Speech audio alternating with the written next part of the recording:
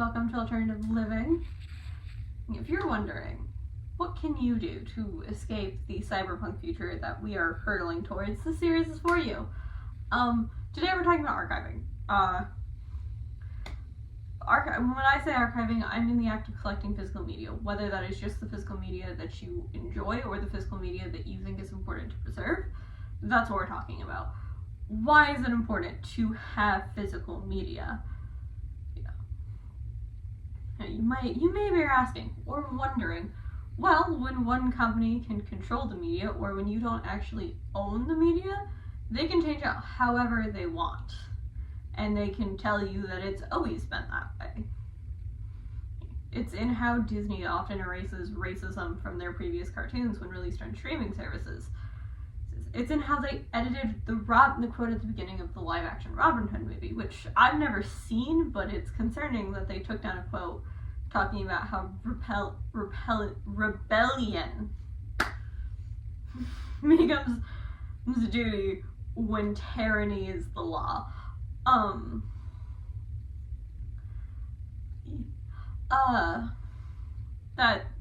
Like they can edit the media, they can do whatever they want to it, and you can't prove that they're lying.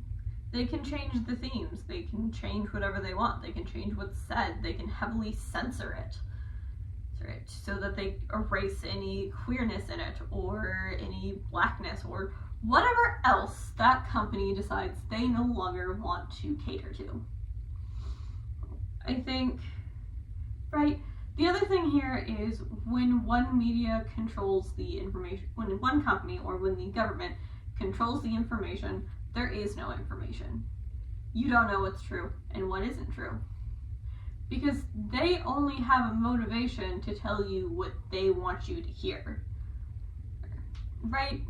If the current administration had control over any and all media, then no one would know what the theory of evolution was in about 10 years from now, because they'd be scrubbing it from everything. With physical media, they can't scrub it. I mean, they could try and bring back book burnings like in 1930s Germany, but they're not even being the most successful with ICE right now, and they have to keep lowering the requirements to where it takes six members of ICE to arrest one person. Six members of ICE to arrest one person. That's yikes. That's yikes. No, ICE is genuinely scary, and we are living in scary times, but if you don't find a way to laugh through it, you are going to do nothing but suffer. And you do not want to do nothing but suffer right now, okay? You don't want to do that. It won't be good for you, and also I just won't want to deal with you, so please don't. They can also prevent you from seeing things in total. They could vault something like Good Omens because they don't like its messages or it doesn't fit Christian values. They could vault something like Voltron, which they already have. They can erase media entirely when it is only digital. Physical media is important because otherwise things will get lost to time or they'll be erased. And because media and art is an act of resistance. They tell stories and they motivate people to make changes in the world, which of course an authoritarian government wants to censor that as much as possible, which they're already making moves to do with things like COSA. Now, the thing about the current administration and many other governments right now that are attempting any form of censorship is that they focused solely on digital media and the internet because they're counting on the fact that people don't really do physical media anymore. So we need to bring physical media back to make it harder for them. And because if we're spending money on physical media, the oligarchs that are really in control of all these laws, they'll have a vested interest in keeping physical media around because they're getting revenue from it. Which is to say that you should be collecting physical media in lieu of having subscription services, or paying these companies continuously to view their content.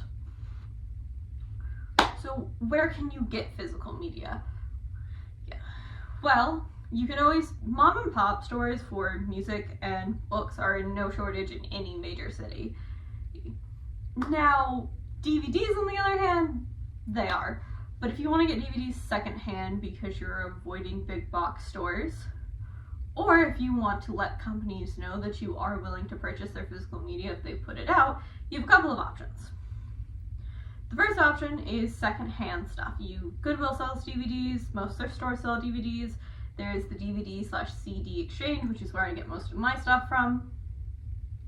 Unless it's new, or I find something like, I have the entirety of the Shrek franchise is on DVD. I have all of the shorts, I have the Puss in Boots TV show, I have both of the movies, and I have all 4 of the films. I don't have 5, I don't want 5. Sorry. I have all of them, and I got all of them for less than $30. They came in a box set at Walmart. And basically, the only way I'm buying something new is if it's a new thing that just came out that I want on DVD, and so that's my only option, like Arcane or Sinners, or if it's something like the Shrek box set that I got, because that's an amazing deal for all of the content that came in that box set. It's like 7 DVDs. I love that box set. Otherwise, I mostly buy things from the DVD or CD exchange. I've never paid more than $10 for a DVD, but I've also not bought any of them new, so that probably is contributing, because they do sell new DVDs on occasion when they have them come in, and those are usually more than $10, but I buy everything secondhand. Buying secondhand is a must under this current regime, by the way. Or if you want companies to know that you are willing to purchase the physical media if they produce it, you can buy it directly from most of them. I'm pretty sure you can buy Disney's Blu-rays and DVDs on their website, or you can buy it directly from the people who have the licensing right to produce the DVDs. So like for Arcane and Studio Ghibli right now, that's G-Kids, and they're amazing. I really need to get some of their Studio Ghiblis. And they are producing DVDs outside of that, just nothing I'm interested in. When it comes to anime, you could purchase directly through Crunchyroll. So if you want them to know that you're willing to support an endeavor in physical media from this company, you can buy directly from the company, thanks to the age of the internet, and not have to give any money to Walmart, or Barnes & Noble, or any other company that you don't want to give money to in the process of getting your physical media. Now, if you don't care, a great place to look for physical media right now is going to be Barnes & Noble. Their media selection for both music and DVDs continues to get bigger. And Walmart. Walmart more so for weird niche little things. Like, I have a box set of Courage the Cowardly Dog. That came from Walmart. that came from Walmart. My box set of Doctor Who from 9 all the way up until 12 came from Walmart. The Shrek collection I was telling you about, that came from Walmart. So like Walmart's also great because they for some reason keep coming out with box sets of really like weird niche little things. Not things that aren't popular, just things that I'm not sure people are actually looking for the box sets of right now. So they're great for that, which is weird for Walmart. That is not something I expected out of Walmart, let me tell you. But so your other option is to buy directly through the companies who produce that media, which with the age of the internet, that is often a choice. Remember, if you start buying their DVDs, their physical DVDs, and you stop paying for their subscription services, they'll have a vested interest in protecting physical media because they're making money from it, and they're making more money from it than streaming. Or they might just try and strangle physical media because they want us to invest in streaming, in which case, you don't pay for streaming. You make it very, very clear you're not paying for streaming. There are other ways to get your entertainment. And you might be saying, well, what other ways? Wouldn't those be illegal? Maybe they would. Reddit's got great answers on that. Reddit has some amazing answers on that I can't endorse on YouTube because I think YouTube will take down the video. DVDs, CDs, music. You have a couple of options when it comes to archiving music, and I'm not the best person to speak on archiving music because that's something I'm very new to. But you have essentially 3 options for archiving music. You could go really old school and get a Walkman and cassette tapes, and you can record your own cassette tapes, and it's a lot easier now than it used to be. But cassette tapes also break very, very easily, so I don't know that you're going to want to do that. It's an option. CDs. You can get a Discman if you want a CD, and you can get a radio that plays CDs if you want a stereo in the house. Most music stores sell CDs, most grocery stores sell CDs, Barnes & Noble sells CDs. and you can get a Discman for portable music. Are records also an option? Yes, but records are not portable. There's no portable version for a record player, okay? Record players are nice, records are nice to have. I'm not saying they're not cool or that they're not worth it.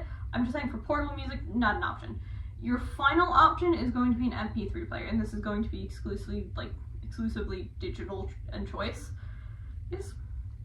However, no one can take your music away, because what you do is you download tracks onto the MP3 player. Now, I don't know a lot about downloading and uploading music tracks. I actually know nothing about it, and I'm having friends teach me how to do it, because that's what I'm looking at getting. I'm researching MP3 players right now. For the sake of archiving music and the fact that I don't feel like I'm the best person to speak on it, and I'm not currently in the process of archiving music, I'm going to put some people in the description of this video who have been talking about archiving music, who know way better than me, so that you have better informed people to speak to on that. And then there's books. Books are important, and this includes informational text. So if you're living in the United States, I recommend you get a copy of the U.S. Constitution and the U.S. history, also civil rights history, women's history, and queer history, because those are all things that the current regime would have and invest in trying to censor or get rid of, and is already making efforts to do so. You can find books on that in most bookstores, including Barnes & Noble and a lot of mom and pop shops. If they focus on non-fiction, tend to have that.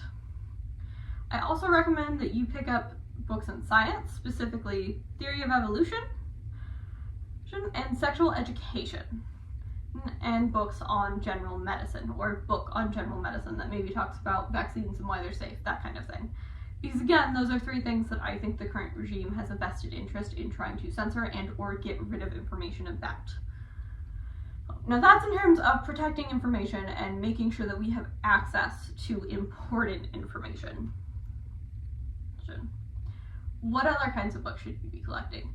Well, things that they might have a vested interest in banning, like The Handmaid's Tale or The Hunger Games, especially if you enjoy those series. And finally, manga and books that you in particular really love and enjoy consuming. And if you're really into certain YA fantasy books, go get physical copies of them. Because if you have them digitally through Kindle Fire or another subscription-based service, they can vote those at any time for a tax write-off and you lose your access to them. When you buy things digitally, you do not own them. This has been ruled on. When you buy things digitally, you are paying to have access to it, not to have it. And so they can get rid of it. Buying digitally is not owning, unfortunately. So start making the swap to physical media. And again, you can also buy a lot of books secondhand. There are plenty of secondhand bookstores, like half price books. There's a really small one where I live that I don't want to say because I don't want to dox myself. Goodwill also sells books secondhand, and most thrift stores also sell books secondhand. So you don't even have to buy new copies of a book. You can get them secondhand for a lot less. Also, Facebook Marketplace, Craigslist, great place for collecting physical media. A lot of people are switching their collections to something else right now, or have been over the past couple of decades, and so they're selling their books, or they're selling their DVDs, or their Blu-rays. They're lost, your gang, and they're usually selling them for pretty fucking cheap. Like, very, very cheap. Like, incredibly cheap. Will archiving do anything? Yeah, it pulls away from the act of trying to push streaming services on us. It also prevents them from being able to turn streaming services into another form of what cable was, because that is their end goal with streaming services. If we're not paying for streaming services, they don't have a reason to invest in streaming services, and they can keep trying to. And they can keep trying to invest in streaming services and bring us back to streaming services. But if we simply refuse to go back to streaming services and make it very clear that we're interested in physical media and they're not getting money from us any other way, they won't have a choice but to invest in physical media and to start producing it again.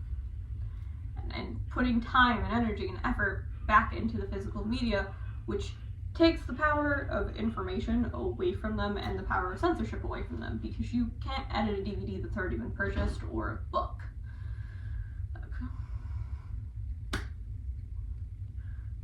So, in short, we take the power of censorship away from them. We take away their power to get rid of and have media be completely lost to history. We take that power away from them if we switch to physical media. So, let's start switching back to physical media. They have been trying for years, and they're doing a good job at it, to convince you and to convince me that we don't have any power. But if the Jimmy Kimmel situation that just happened proves anything, it's that we have all of the power. They need our money to operate. They need our money to hoard wealth. So let's control where that money is going.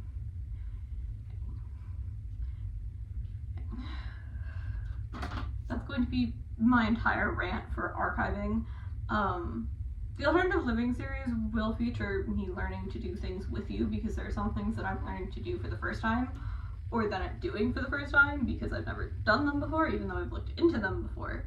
So stay tuned for that. Let's learn some ways in our everyday lives and some things we do every day that can become acts of resistance and that can fight off conservatism and, more importantly, the cyberpunk hellhole that is coming for us. And I'm going to leave you with this. You are only as doomed as you think you are. Stay safe out there. I'll see you next time.